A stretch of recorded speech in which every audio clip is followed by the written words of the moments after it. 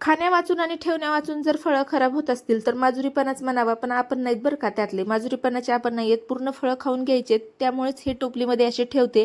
आणि हे ठेवल्याच्या नंतर आता हे आमचे सीझनचे पहिले पेरू आलेले आहेत, पण अजिबात चांगले लागणार नाहीत, कारण बाहेर एवढी गरमी आहे, थंडी अजिबात पडलीच नाही, तर फळं चांगले लागणार कुठून. आता ही अशी मी जाळी घेतलेली आहे, ती जाळी वरून ठेवली की डास अजिबात त्याच्यावरती बसत नाही आणि मग फळांची किसळही येत नाही. आता हे फळं दिसते ठेवायचे बरं का असे फ्रीजवरती, म्हणजे आपल्याला येता जाता दिसतील आणि आपण खाऊत. आता इथे केळी ही कधीच अशी म्हणजे सोयीशी ठेवायची नाही, उलटी ठेवायची. उलटी ठेवली ना तर त्याच्यावरती असा वजन पडत नाही, आल्लादी राहतात आणि ही जास्त काळ टिकते. वरती पेपर झाका किंवा असा रुमाल झाका, खूप दिवस टिकते, म्हणजे 4-5 दिवस तर नक्कीच टिकते थोडीशी कच्ची असल्याच्या नंतर.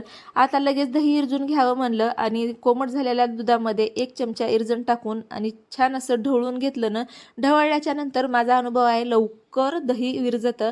आता प्रत्येकाच्या घरामध्ये एक तरी नमुना असतो की तो खिचडी खायला कधीच तयार होणार नाही. सगळेजण खिचडी खायला हो म्हणतील, पण तो बिचारा चपातीच मागतो. आता आमच्या घरचा कोण आहे तुम्हाला दाखवतो. काय म्हणलं?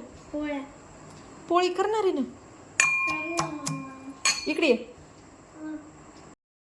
आम्हाला काही खिचडी येत नाही काय असं म्हणण्याच्या अगोदरच तुम्हाला सांगते, साहित्य तेच आहे, फक्त पद्धत नवी आहे. ही पद्धत म्हणजे लसण अद्रक एका खलबत्त्यात वाटून घ्यायचं, त्यातच लाल तिखट घालायचं, हळद घालायची, प्रवीण मसाला घालायचा जो की आमच्याकडे भेटतो, आणि झरीकर मसाला हेही परभणी जिल्ह्यात भेटतो.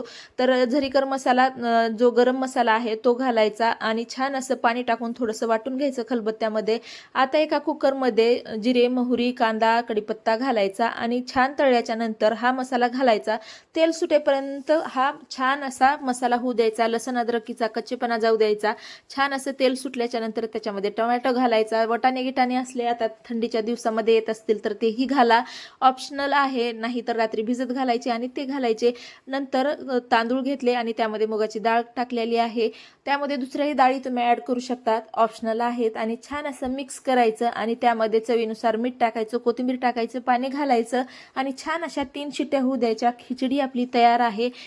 या खिचडीचा सुगंध पूर्ण घरभर पसरल्याशिवाय राहणार नाही. आणि असं टेस्ट पण घ्यायचं बरं का, मीठ कसं आहे ते कळतं आणि एकदा परफेक्ट मीठ खिचडीला पडलं की खिचडी एकदम स्वादिष्ट तयार होते. आता माझी तयार झालेली आहे खिचडी. तुम्ही चॅनलला सबस्क्राईब करा. व्हिडिओ बघितला त्यासाठी धन्यवाद. भेटू लवकरच पुढच्या व्हिडिओमध्ये, तोपर्यंत